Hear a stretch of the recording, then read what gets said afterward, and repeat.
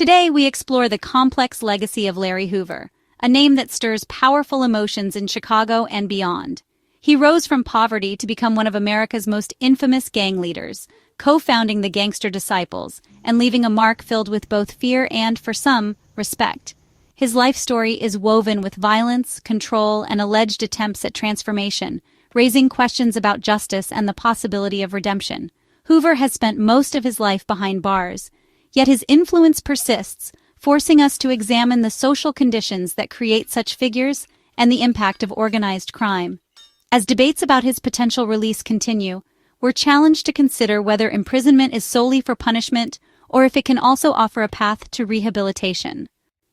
To truly understand the rise and influence of Larry Hoover, a figure who looms large in the history of Chicago crime, we must first delve into the origins and evolution of the Gangster Disciples. This wasn't just another street gang, it was a force that reshaped the urban landscape.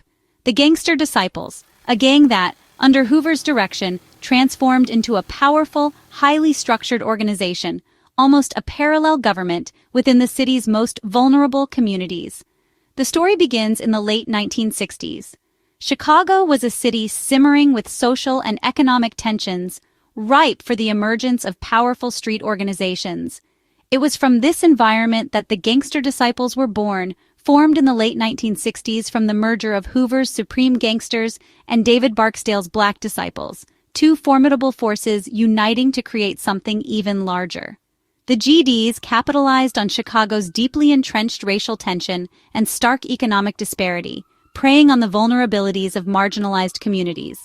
For many young people growing up in neglected neighborhoods where opportunities were scarce and hope was fading, gangs like the Gangster Disciples offered a sense of belonging, a promise of protection, and the allure of quick money.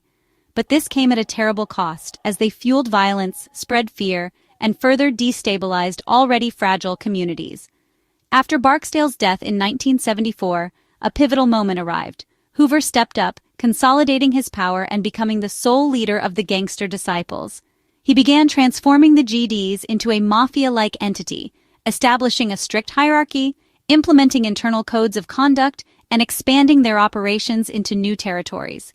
Even from behind prison walls, Hoover's influence only seemed to grow. He continued to expand the gang's reach, implementing new rules, resolving disputes, and, surprisingly, even encouraging education and self-improvement among its members.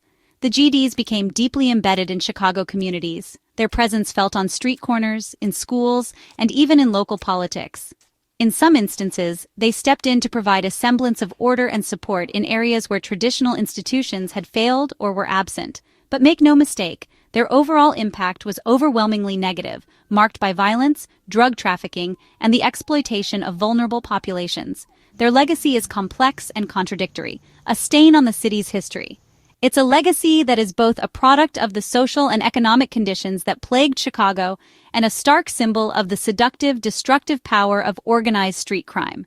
Understanding their impact requires grappling with the full scope of the devastation they caused, while also acknowledging the desperate environment that allowed them not only to survive, but to thrive. Hoover's ascent was driven by intellect, ambition, and charisma, qualities that allowed him to command loyalty and fear. Even after his 1973 incarceration for murder, he restructured the Gangster Disciples from his cell, creating a corporate-like hierarchy that extended through prisons and onto the streets. He promoted discipline and education, rebranding the gang as Growth and Development to project a positive image, even as criminal activity continued. By the early 1990s, the GDs had tens of thousands of members and generated millions annually, all under Hoover's remote leadership. His attempts at political activism and community initiatives were met with skepticism, seen by many as tactics to gain legitimacy. Regardless of motive, Hoover built a resilient criminal empire that left a lasting, often bloody mark on American history. Even after his 1973 conviction for ordering a murder, Larry Hoover's influence didn't wane. Incredibly, he continued to exert control, effectively running the Gangster Disciples from within the confines of prison walls. His grip on the organization remained surprisingly strong. This brazen continuation of criminal activity sparked a massive response. Federal authorities launched a meticulous 17-year investigation, determined to dismantle Hoover's network.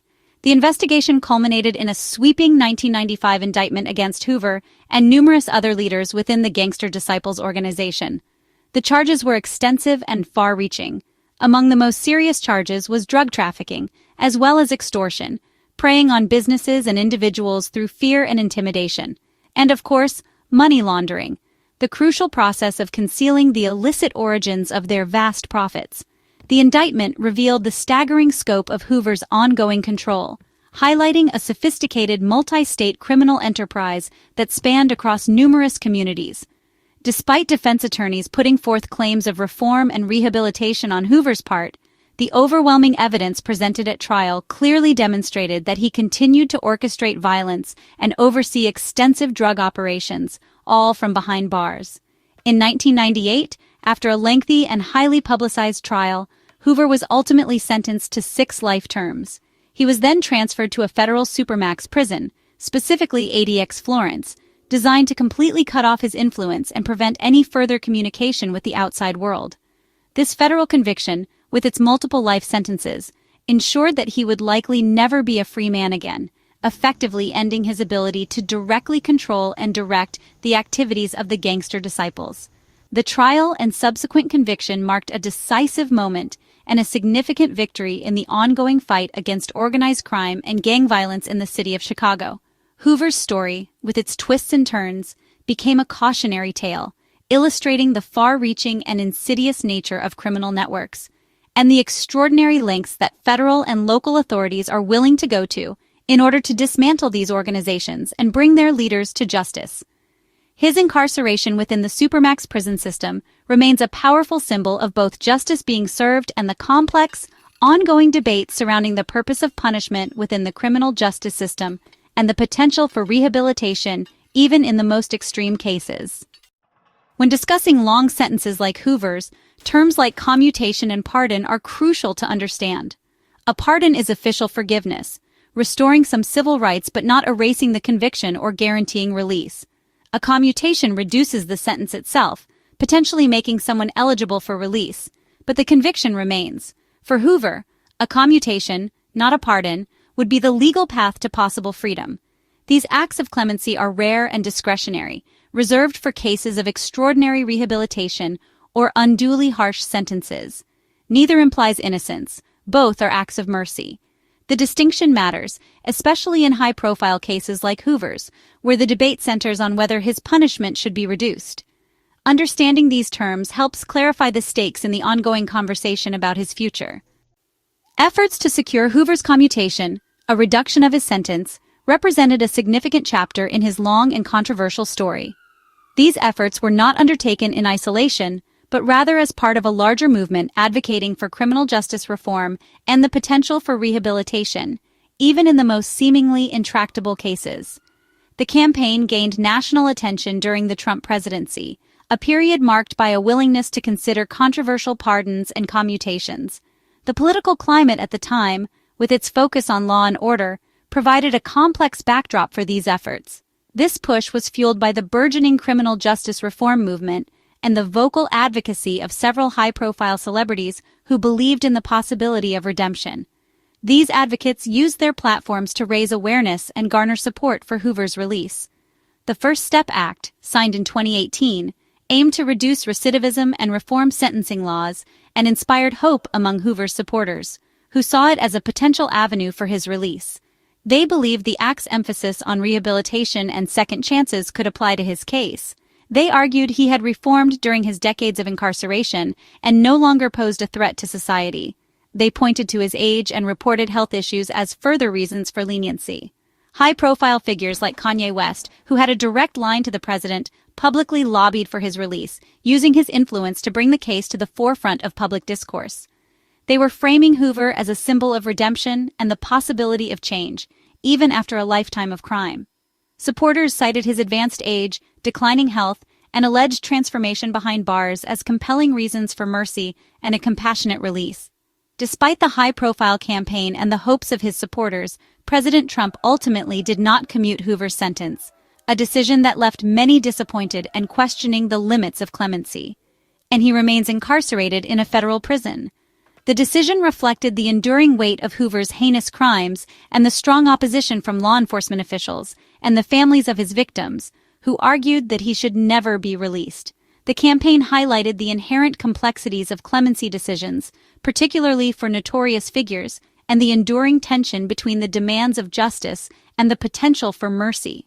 Hoover's case became a flashpoint, igniting passionate debate and revealing deep divisions in public opinion.